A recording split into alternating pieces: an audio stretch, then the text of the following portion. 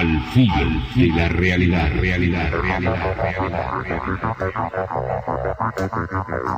El Centro de Armonización Integral presenta a Gustavo Fernández en un encuentro con lo desconocido. Al filo de la realidad.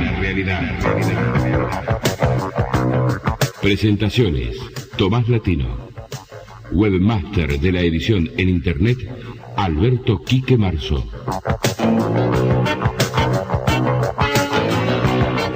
Y juntos caminaremos ya al filo de la realidad. Al filo de la realidad.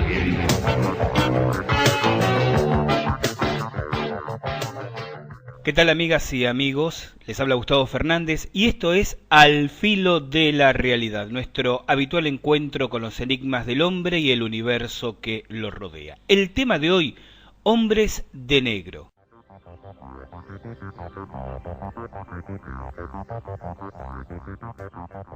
Hombres de negro, Men in Black, MIBs, como acostumbramos denominarlos en la jerga ovnilógica. Estos extraños personajes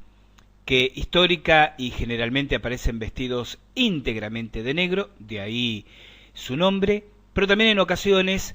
con uniformes, con ciertas particularidades sobre las cuales vamos a avanzar en este encuentro, con uniformes de servicios militares y gubernamentales, que visitan a testigos de apariciones ovni, que visitan a investigadores dedicados a esta fenomenología, con veladas o abiertas amenazas para su seguridad personal, las de su familia, y que luego de generar una cierta ansiedad, un miedo, un estado de resistencia, desaparecen tan extrañamente como aparecieron en sus vidas. Un tema que requiere un abordaje distinto al que quizás le daríamos si estuviéramos haciendo estos comentarios 6, 7, 10 años atrás en el tiempo, antes de que Hollywood nos mostrara otra versión mucho más antojadiza, si se quiere, de los hombres de negro a través de las películas de Will Smith y Tommy Lee Jones. Hay un comentario al cual remitirse sobre los hombres de negro antes de Hollywood, y hay un comentario posterior con implicancias muy sugestivas sobre las cuales iremos abundando en los próximos minutos. Pero como lo primero es lo primero, comencemos desde el principio. ¿Quiénes son los hombres de negro? Más allá del hecho indiscutible que existe suficiente y preclara evidencia de la realidad de sus manifestaciones, que no se tratan los testimonios que dan fe de su existencia de hábitos paranoicos ni de fraudes y mistificaciones, sino que realmente testigos y ciertos investigadores han sido visitados, han sido contactados por medios físicos en la mayoría de los casos, sean telefónicos o presenciales. E inclusive en algunas ocasiones los contactos físicos se mixturan y superponen a contactos no físicos. Estos seres también aparecen en los sueños de ciertos individuos antes o durante los contactos cara a cara a los que nos referíamos anteriormente. Muchos episodios pueden referirse, cualquiera que haga una búsqueda por internet o acuda a la abundante bibliografía existente, encontrará largos listados de testimonios de personas que relatan estos encuentros. Pero antes de empezar a hipotetizar sobre el qué son, de dónde vienen, por qué lo hacen, es necesario realzar ciertos matices de su comportamiento. Porque de alguna manera, en esos detalles de conducta, en esos matices, como dije, de comportamiento, puede estar significada una clave para entender su verdadera naturaleza. Dado que no se trata simplemente de gente con una vestimenta oscura o militar o pseudomilitar que trata de intimidar a testigos investigadores, sino que presenta ciertas características tan absurdas, tan contradictorias, tan flagrantemente ridículas en algunos casos, que uno tiene que pensar que hay un verdadero porqué detrás de esas contradicciones. ¿A qué nos estamos refiriendo? Citemos algunos casos tomados al azar. Individuos que aparecen con uniformes militares, pulcros, impecables, como recién tomados en un taller de confección, pero que en todos los casos corresponden a uniformes que se usaron entre 15 y 20 años antes del momento de la aparición. Testigos norteamericanos que recibieron la visita de hombres de negro en los primeros años de la década del 70 dicen que estaban impecablemente vestidos con uniformes militares de la época de la Guerra de Corea. Esto es tan generalizado en el fenómeno de los hombres de negro que se extiende a todos los matices. Aparecen vestidos de traje, pero el corte de los trajes, el corte de su vestimenta, pese a que la misma parece recién sacado del sastre, es cuando menos una generación atrás en la moda. O llegan al lugar del encuentro o se alejan en misteriosos automóviles íntegramente pintados de negro, relucientes, impecables, dicen los testigos. Era hasta penetrante el olor del cuero nuevo de los tapizados, pero que siempre se trata de vehículos que tienen por lo menos 20 años de atraso al momento en que son empleados. Esto no puede ser azar.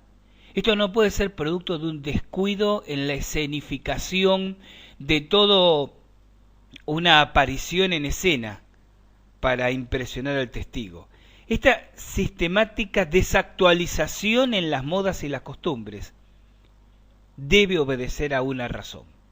porque básicamente toda conducta, y esta regla es válida en la Tierra o en cualquier punto del universo, toda conducta tiene una motivación y un fin. Toda conducta, esta es la regla elemental de la psicología, tiene un porqué y un para qué. Aún la conducta de hipotéticos extraterrestres, si de esto se tratare, tendría un porqué y un para qué, y eso es en lo que vamos a tratar de sumergirnos paulatinamente. Decíamos entonces que estas entidades tienen como característica inicial, pero no única,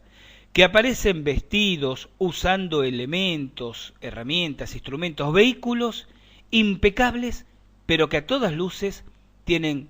2 décadas, poco más, poco menos, de antigüedad, de desactualización, dado que no se trata, insisto mucho en este concepto, de elementos viejos restaurados, sino como recién salidos de fábrica 20 años atrás. En segundo lugar, es en muchos casos absurdo el comportamiento de estos personajes. Desde el MIB, desde el Man in Black, desde el hombre de negro, que sentado frente a un testigo permite que éste observe un extraño cable verde que sale de su zapato y parece clavarse en la pantorrilla derecha por debajo del pantalón, hasta una pareja de extraños individuos que citan a 2 investigadores en una cafetería anexa a una estación de servicio y que mientras conversan con ellos sobre sus investigaciones y van sugiriendo amenazas y lo peligroso que para sus vidas puede ser su actividad,